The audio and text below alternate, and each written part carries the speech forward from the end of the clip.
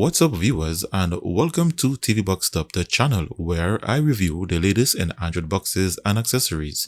For today's video, I got my hands on the latest live TV and video on demand model from StreamX. This is the StreamX X2 Max, and it's yet another model with the Elite design.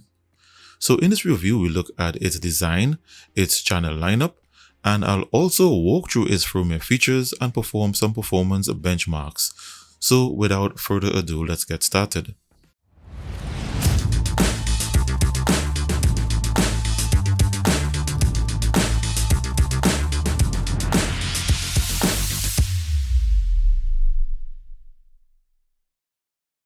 Welcome back. So in your purchase, you get your standard Android TV box contents.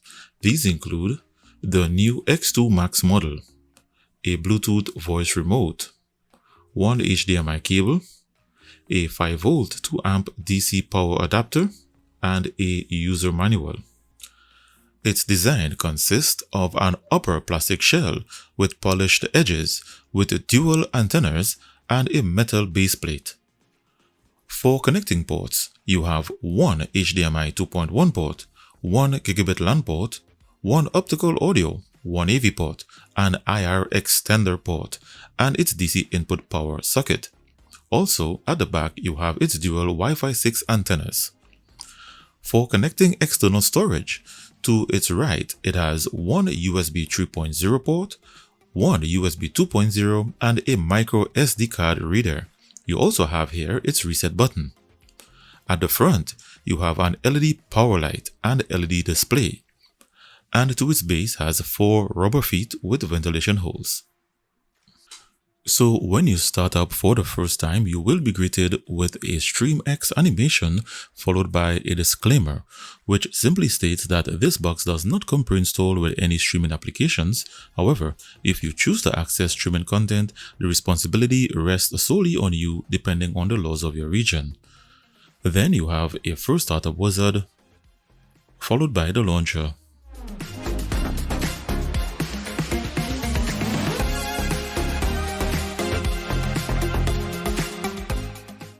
The launcher has a simple layout with shortcut categories, a left vertical panel to access your settings and other utilities, and lots of shortcut spaces at the bottom. Out of the box, the remote works in infrared mode. To pair the remote via Bluetooth, simply press and hold the OK button and the back button until the LED starts flashing, then pair it to the box.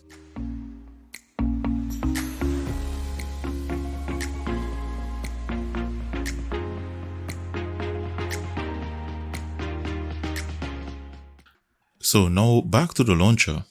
On the left panel, you have a shortcut to its settings area, File Explorer,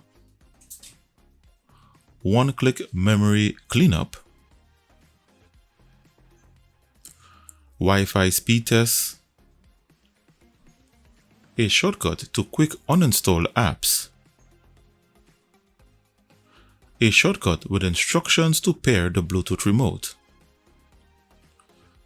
a shortcut to use the number pad on the remote for shortcuts to various apps,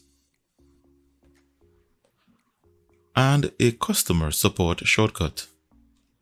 For firmware features, you get the usual features seen in all these live TV models, such as 4K display up to 60 Hz, HDR display with auto HDR feature, up to 10-bit color depth, auto frame rate switching, audio pass-through, no built-in surround sound audio decoders, and Google Assistant. It shows here built-in Chromecast, but it does not work. Let's now have a look at its system and hardware information. So the manufacturer of this chipset is no surprise, it's Allwinner, and it runs on 4GB of DDR4 RAM and 64GB of internal storage, with its Bluetooth version being 5.0. Its CPU is a new CPU called the Allwinner H618, a quad-core Cortex-A53 processor clocked at 1.5 GHz configured in 32-bit mode. Its display and graphics are powered by the Mali G31 graphics processor with OpenGL ES 3.2 support. It comes with a dual-band Wi-Fi 6AX network adapter for 2.4 GHz plus 5 GHz Wi-Fi. Its firmware was built using the Android 12 SDK, and you have root access with this firmware. Its GPU has Vulkan support API version 1.1. Its CPU has an idle operating temperature of 57 degrees Celsius. And for decoders, it does not have any surround sound audio decoders, nor does it have AV1 or Dolby Vision video decoders. It does, however, support audio pass-through, and the only video decoders built in are 4K HEVC, H.264, and VP9 decoding. And that's its system and hardware information. When it comes to digital rights management, the feature responsible for facilitating and protecting subscription movie services such as Netflix in HD and 4K, it does not meet the required standard. Here, its DRM information shows that it only has Google Widevine Level 3 with no HDCP protection. The Root Checker app also shows that the firmware is rooted. While this may be great for some users, it also means that it's not a secure operating system to protect movie subscription services such as Netflix from piracy. This also means that Netflix, Prime Video, Disney Plus, and others will restrict their services to 480p resolution on this box even if you are paying for an HD or 4K subscription. For other firmware features, as mentioned in the settings area, it has built-in Chromecast, but unfortunately that feature does not work. It also has Google Assistant, and with the included Bluetooth remote, you can perform voice search and voice commands. Open Play Store. As you can see, you have the Android TV OS version of the Google Play Store, which will be restricted to what apps and games you can play. Home screen. Okay. For mobile screen mirroring, it comes with the official version of Miracast via the Miracast receiver app. With this app, you can mirror your Android cell phones in HD quality. Unfortunately, it does not support AirPlay for iOS mobile devices.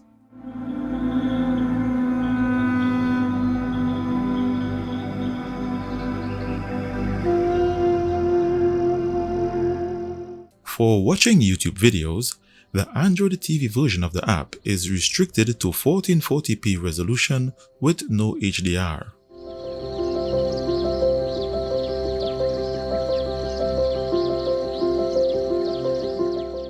I will now play some 4K HDR videos. In similar fashion to other all-winner models, it can only process HDR10. So this is HDR10.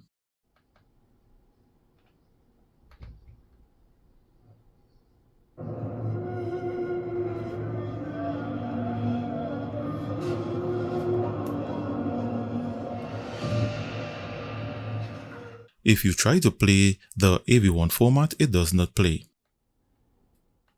Dolby Vision videos registers as HDR10.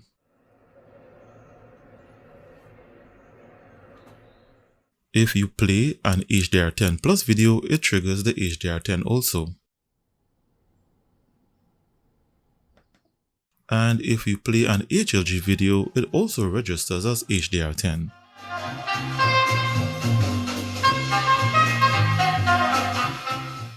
For surround sound audio, unfortunately, it does not produce any surround sound audio formats.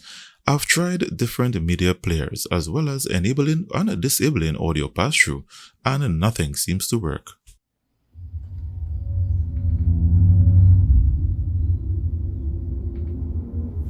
This is Dolby Atmos, the world's first object-based cinematic audio.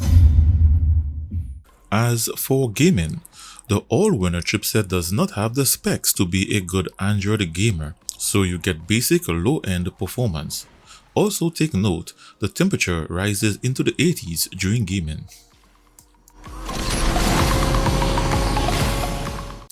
And to conclude, let's have a look at some benchmarks and where it ranks on my chart. First, I'll start with its RAM and internal storage. It has a RAM copy speed of 2939 megabytes per second. Its internal storage has a read speed of 142 megabytes per second and a write speed of 133 megabytes per second. In its Wi-Fi and LAN speed test based on my internet speed of 315 megabits per second, its 5 GHz band only averaged around 115, its 2.4 GHz band 65, and its LAN port, which is a gigabit LAN port, reached the maximum speed of my network. The Geekbench 5 CPU benchmark produced a score of 111 single-core and 390 multi-core. And for graphics rendering, as expected, the 3DMark Wild live test produced a score of 126 with an average FPS of 0.80. And in the Antutu benchmark, it got a score of 75,099. So I've entered the scores on my rankings chart, and the new StreamX X2 Max is at position 99 at the time of recording this video. It received a 2 out of 5 star rating based on the challenges it faced with surround sound audio and performance benchmarks, which means the selling point of this box is its live TV and video on demand streaming service. If you would like to purchase, I placed a link right here, and there will also be one in the video description below. If you would like to view this chart, also see the link in the description below. So viewers, there you have it. This latest version of the StreamX is currently being sold on their websites at a discounted price with the included coupon. So if you are interested, I placed a link in the description, so take advantage while stocks last. Also, if you would like to purchase the model in this video, just send me an email at tvboxstop@gmail.com and you can get up to 50% off. I only have one model, so if you are interested, you need to contact me quickly. Thanks for watching. Give this video the thumbs up if the information contained was of value. If you liked the video and would like to see more, don't forget to hit the subscribe button and ring the notifications bell. This way you'll receive a notification each time I launch a new video, offer second-hand prices on one of these boxes, or decide to do a giveaway. Thanks for taking the time to watch this video. Stay connected and see you in the next one.